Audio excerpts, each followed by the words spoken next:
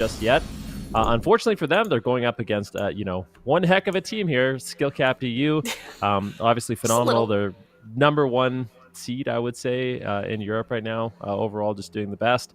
And Blastwave Bros. The thing is, I feel like they do have the compositions to win. My question is, are they going to have confidence to run those compositions? Do they have them practiced and prepared? Take a look at exactly what they're going to be running. What? They are going to be playing.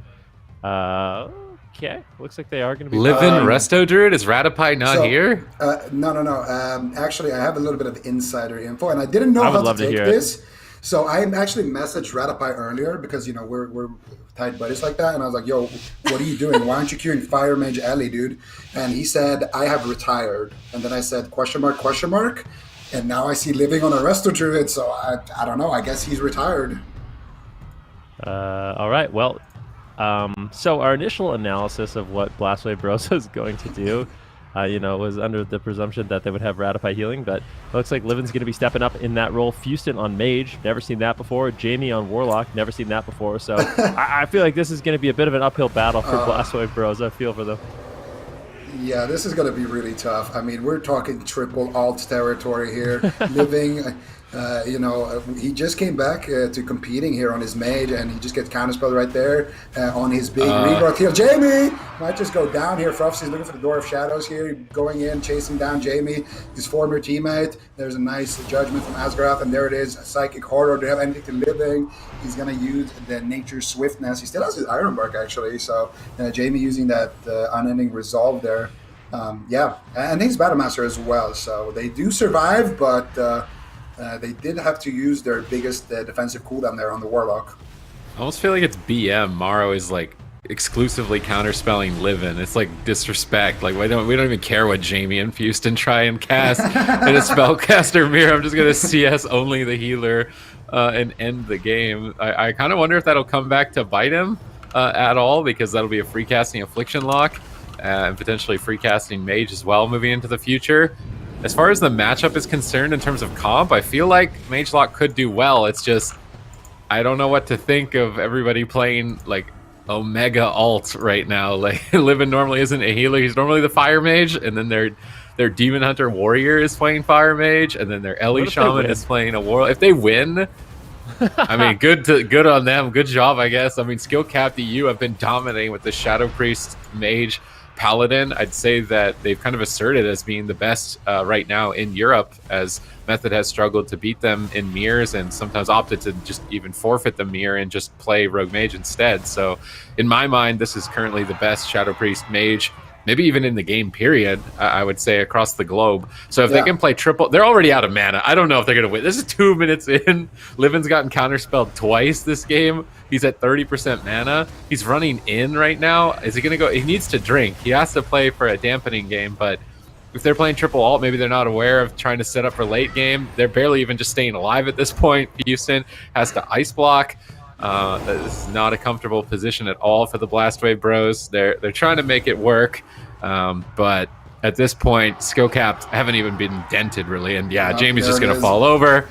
This and Maro's giggling inside. I think a little bit. Maro's just. Maro's like, I didn't know we queued up for skirmish. Oh no! That is a tough spot to be in. Obviously, don't know exactly what's going on with the team, but you would never expect them to run this composition with these players on these classes. Skillcap is going to be happy with that one, I suppose. It was a pretty easy game for them. Yeah, it looked kind of clean all around on the side of Skillcapped, but, got to give credit to these guys on Blastwave Bros here for trying something different. It's not easy to put that many alts on the table, especially against a team such as this. Yeah, no, definitely. And I mean, they're trying to make some things happen here, but Polymorph gets dispelled by Asgaroth, and this is Living basically completely out of mana. Houston forced into the ice block, so now Living has to heal him, and Jamie is slowly rotting down while Houston is sitting in that ice block. Maru's chasing Living here, trying to bully him down, and Jamie gets counterspelled, which means he can't access his teleport or anything like that. He goes for the Night's Face Soul Shape, and he just gets completely destroyed there by Frofsy and Maru. So, yeah, this is looking definitely rough. And honestly, I thought Ratapai was just trolling when I asked him. I was like, yo, why aren't you guys playing Fire Mage Ellie? but he said, "I've retired," and I mean, that's all we have to go by right now. So I'm pretty sure that I mean, even when he wasn't retired, they still didn't play it. So yeah, I'd still want to know the answer. Yeah, I know, me too. That's why I asked, but he dodged the question and just retired instead. So what can you do? All right, well, Go ahead. Go ahead. I was just gonna say, like, it's still something they could have done there. Why couldn't they have just kept Jamie on his Ellie? Yeah, that's what I was gonna just say. That's a great question. Why do they have to have Jamie on the Warlock? Why can't they just play? I mean, I don't know. They could have still played Mage Ellie, yeah. Yeah, this team confuses me all the time. It's definitely. Maybe I think they're you just. may have to. He's probably just playing for fun. He's probably just thinking like, well, if you both playing alts, I want to play an alt maybe, and also like Mage Lock should win. They have to legitimately think that Mage Lock wins, or else I don't think they would have played it at all. We have to kind of think about the dynamic as well. I mean, Blastwave Bros is playing against the team that stole their. It's true. So maybe stole is a strong Yeah, word. stole is a strong word. Maybe they didn't steal him, but we used to be on Blastwave Bros, and now is on Skill Cap. So Blastwave Bros going Prophecy. Sorry, Prophecy used to be on Blastwave Bros. Now he's playing for Skill Cap EU, and I don't know. That probably isn't the greatest feeling, but we'll see what Blastwave Bros can do. I mean, maybe they will bring in Jamie on the Elemental Shaman. I'm really not sure. I think it's kind of a little bit sad to say it, but this is a team that's falling apart. I think that's the only thing you can really look at it here, right? Blastwave Bros, like you said, they had Prophecy on their roster, and they played one cup with Prophecy. I think did they get top 3? I think in that cup, top really 4 well, maybe. yeah. They did really well. It was their first, real performance there as a team. It was the first time we saw Livin back on his mage. And we're going to mix things up here a little bit more. Look at Mars. He's like, what? He looks like he just woke up from a nap. He's like, oh, okay. All right. What is this comp? What's this? I guess they want to kill somebody. But yeah, so they lost their, their composition was Fire Mage, Shadow Priest, and then they have Radapai healing.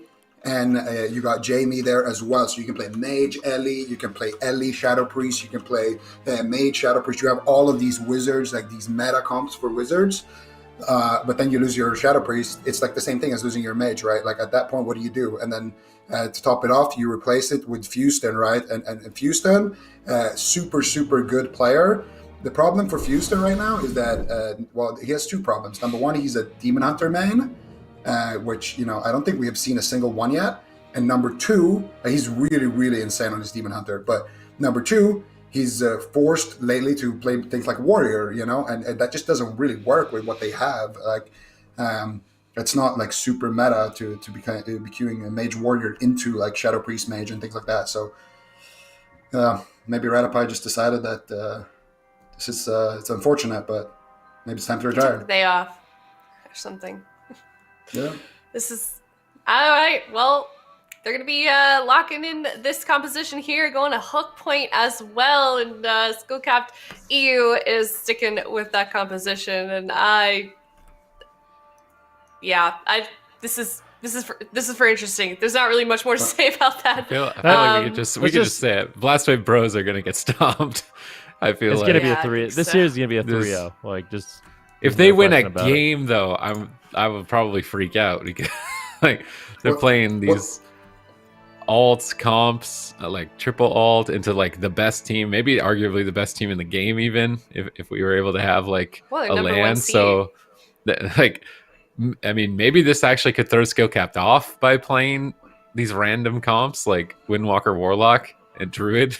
And maybe they can put a point on the board. Yeah. I mean, I'm usually not the wishful one, but I feel like they're just gonna get totally destroyed. This is like, it's not gonna be a good day for the Blastwave Bros.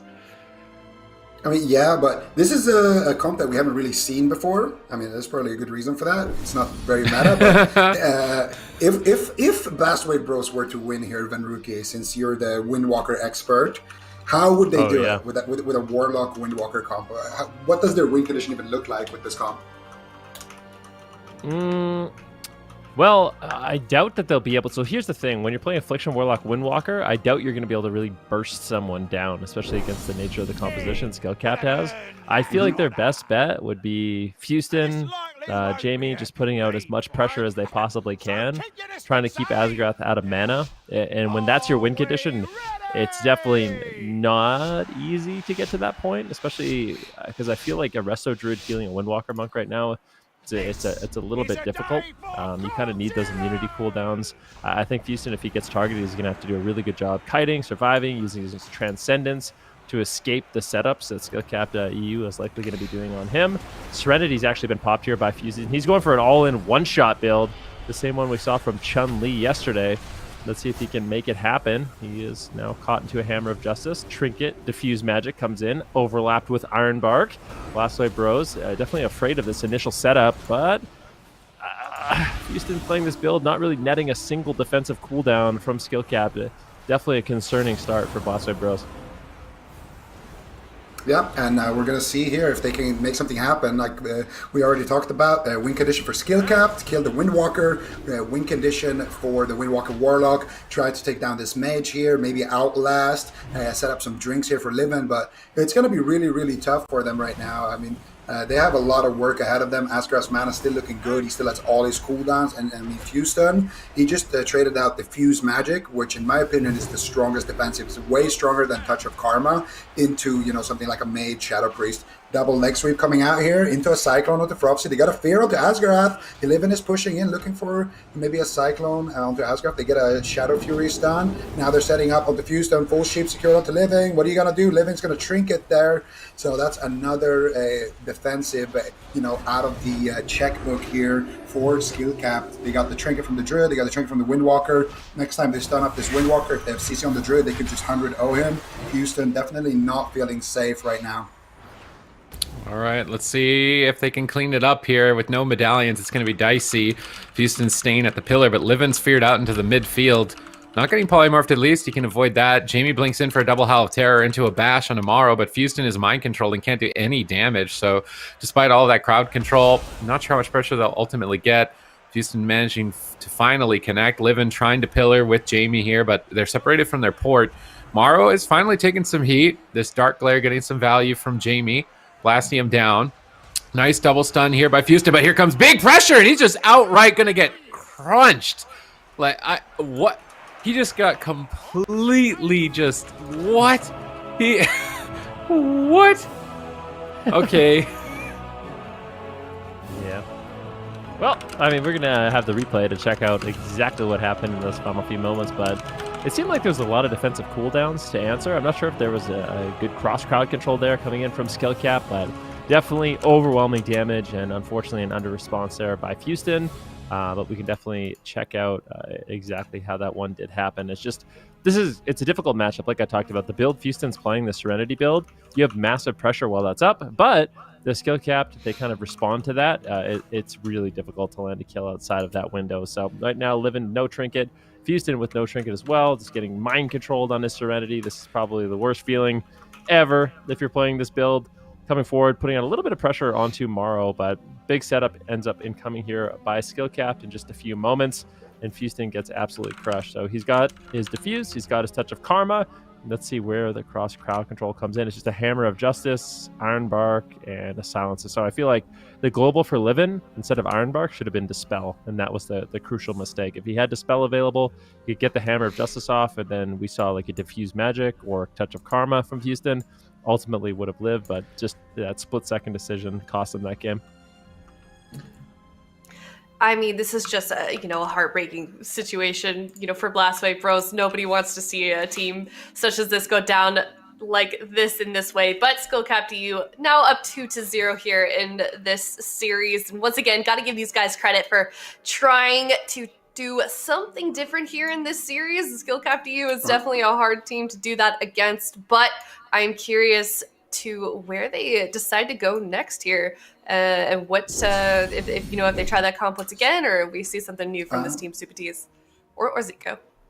Yeah, I got a little bit of insider information for us here. That's why I was Okay. like, hello. So I spoke a little bit with Ratapai, and trying to get to the bottom of things here. And he said basically that he's going to take a break from the game right now. He feels like the WoW esports thing is interfering a lot with his university studies. So he's taking a break to focus more on his studies. He said he's there if his team needs him, basically, if they really feel like they want to try hard against some team, or if somebody can't show up or something, if they need him, he said he'll be there. But he said he doesn't have time to essentially sit there and practice all the time, so he's taking some time off to focus on that instead.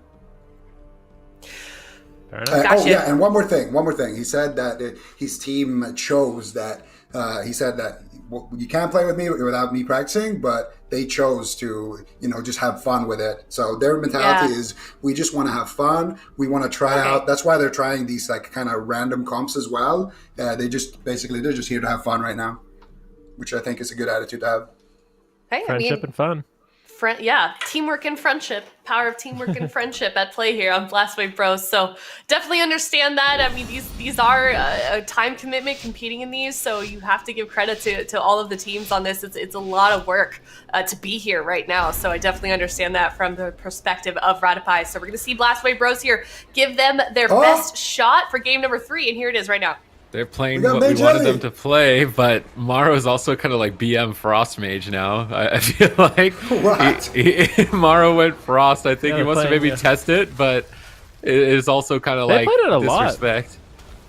No, I'm telling you, both Skill Capped and Method have practiced the Druid Frost Mage Shadow Priest variant of God Comp quite a bit, so it's not something that's just out of left field. They've actually played it quite a bit on ladder from what I've seen. And, I think they're kind of just testing the waters, probably feeling pretty confident about winning the series regardless of what specs they're going to be playing. But it's nice to see from Blastwave Bros are finally playing that Mage Elemental Shaman. Unfortunately, it's Livin healing it and Fuston on the Mage, but at least they're giving it a go.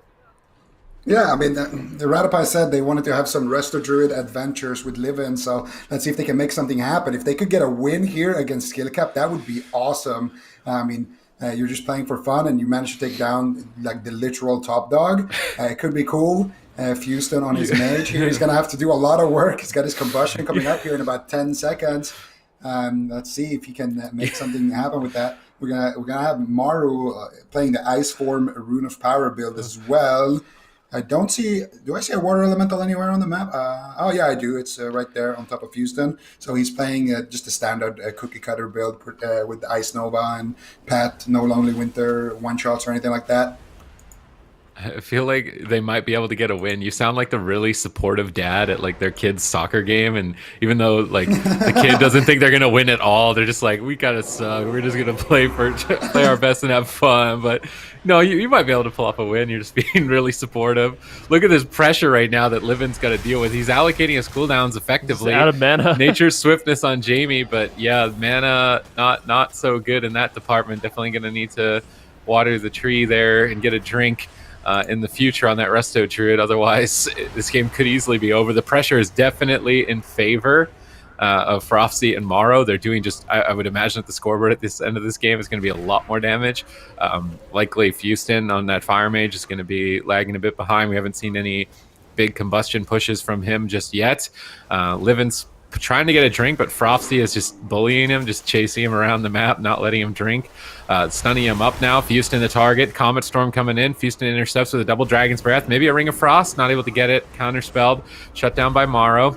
Asgrath is quite literally full mana. I didn't realize that you could have this much of a difference. Like, you take a healer like Asgrath, who's played Druid forever, and you take Livin, who I have no idea how long he's played Druid, maybe 10 minutes, switching over from Mage, and just look at the difference in terms of efficiency from the healing output side of things. Like, he's already over. Like, 3 minutes into this game, he's going to need to get a drink, but he's so scared to. He's just running back and forth like, I don't want to lose. This is match point. I need to heal, but I've also got a drink, and he's going to go for it now in the back here. Frosty's hitting him with a Shadow Crash, sniping him around the corner. He's trying to still sneak away. He gets hit with the Shadow Word Pain. There's no way he's going to be able to drink. Fuston is just getting bodied right now. Triple crowd control. Going to pop that Blazing Barrier, try and shield up a little bit. Livin's just running laps in the map. Asgrath going to Cyclone him. This could be the end of the game if they're not careful. How much damage do they have? Frosty and Void Form Jamie running for his life. Livin's just trying to drink the whole game. Asgarath's babysitting him. Livin now looking for a Cyclone, not able to find it. Continent Ursul's Vortex. Really, I'm just waiting for that Ice Form pop from Morrow. He's got Comet Storm, Frozen Orb. He can combo a lot of damage, and that likely could net a kill with an out-of-mana Resto Druid on the opposing side. And here comes the Ice Form. How much damage on that Frostbolt? 1 Frostbolt, 2 Frostbolt, Comet Storm on Fuston. Down to 30, Ray of Frost, or follow-up through the Mirror Image, just triggering the Cauterize. He's on the run. Burning down, nice push by Morrow. A lot of value on that Ice Form. Yeah, definitely. I mean, Ice Form got a recent change recently, so a lot of mages have been opting to play that instead. It's off global cooldown now. And when you use it, you get a free Rune of Power, so you can really bolster your damage, especially Frostbolt damage, when you combo those two together. Fuston getting incredibly low, might just get dropped, and the Seed does proc. He has the Ice Block available, but I don't think there's any way that Seed is going to survive. You can see Morrow having a lot of fun. Fuston seems to have a smile on his face as well. It's going to be 3-0 for Skill Cap. Blastwave Bros, got to give them a lot of credit. Coming in without their main healer, mixing it up with some different compositions, and unfortunately, this wasn't their day. But I mean, Skill Cap, they're such a strong team. It's hard to be too upset with that result. Yeah, most definitely. I would agree with you on that one, Ben. Skill Cap is going to take this one 3-0 here, first series of the day for them. And we're going to be seeing that replay as well from game number 3 very, very shortly. So Yeah. we'll have to see, no, go ahead. No, what were you going to say? I was just going to say, moving forward, maybe we'll see them figure things out without Ratify in the future for Blastwave Bros. But yeah, that was basically it. But we can see the replay right now. Yeah, I wouldn't count on that, but we'll see. Houston here, proccing his Cauterize. I mean, they don't have a healer, man. You can't just start maining a healer, a couple of weeks. I'll be shocked, but maybe. You can't count them out. They're exceptional players. Maybe if they face not the best team in the league. In the game, maybe. Yeah, that's true. Their first day, triple ulting into the best team. It's not a good time. Houston died without blocking when rookie. Dude, okay, yeah. I mean, I noticed that too. We actually called it out during the game. But I didn't see. Thanks for letting me know. Appreciate that. Thanks for letting me know.